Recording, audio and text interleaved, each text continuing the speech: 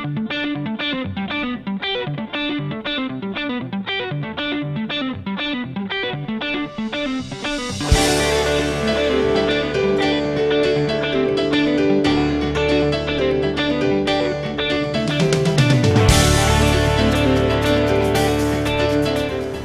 escape inspection and the fire escape engineers inspect the summary video here.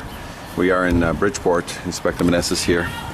We're here on this fire escape behind 203, and what we have is lots of debris. Again, this is a violation for obstruction. But aside from that, two things we're looking to do. We're looking to see if this fire escape passes the confidence test and is it ready for a load test. The answer is no. Fire escape has no evidence of maintenance. Showing all original hardware, obstructions, debris, and what we have here is rust in every connection. The tiebacks into the building, what the photographs will show, are starting to, through rust jacking and ice jacking, is starting to push the supports out through ice jacking and rust jacking. So those need to be verified or load tested to verify them. You got original hardware. It's a 50 to 75-year-old fire escape. We also got lead paint. A lot of times when you get this color base primer, that's a lead-based paint, so it must have a renovator's license. Fire escape cannot be load tested as we speak. The code, the NFPA code says all to the authority having jurisdiction, a load test must be presented and or other satisfactory evidence of strength, and that would be that the fire escape has been refurbished or anything else.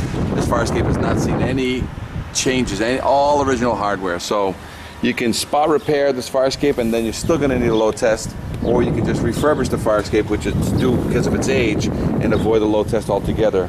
The average cycle on a load test is every 25 years. Once you've refurbished a fire escape, it doesn't need to be load tested for an average of 25 years. Again, original connections, original rivets, rust in all the treads. None of these treads have fallen, but they're about to do that because there's too much rust in every connection, over ½ inch of rust in every connection. You've got a cantilever system here. The chains are missing that belong here. So when it goes down, the weight needs to be in a box so that in case that weight ever lets go, it doesn't crash down on somebody. There needs to be something that holds that in case that cable ever slips or breaks. Those are all original pulleys. Those are to be swapped out by now. They're cast iron pulleys, and they're supposed to be swapped out every 25 years or so, just so that they don't, because they're cast, they could break easily just due to age.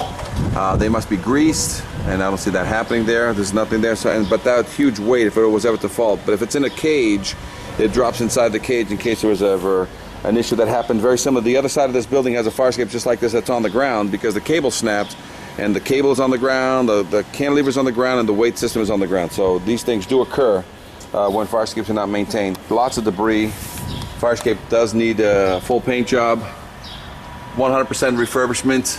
The tiebacks, as you can see, there's a lot of water getting back into the building. This is not as bad as the buildings across the street or across the way, but the tiebacks do need to be verified or load tested. Otherwise, if you put in new epoxy bolts back into the building, about 5 inches away on the right or 5 inches on the left, you can put a new 3/4 epoxy bolt 8 to 12 inches deep into the building, and then put a new connection back to these brackets. You can avoid having to verify these brackets into the building.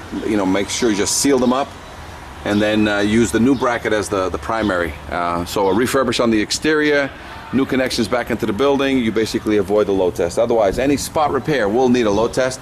The city official does want, Inspector Valise does want a permit pulled on this. No repair work without a permit. Because of the lead content in the paint, we do need to have a renovator's license for the contractor, and he does want engineer oversight. So engineer must provide criteria to the inspector. If it's going to be spot repaired and load tested, he wants to know what the criteria is going to be. And if it's going to be refurbished, he wants that criteria along with a schedule of oversight to make sure that the vendor is doing the correct work. Any questions? Fire escape engineers, inspector summary video, 800-649-3333, Inspector Meneses.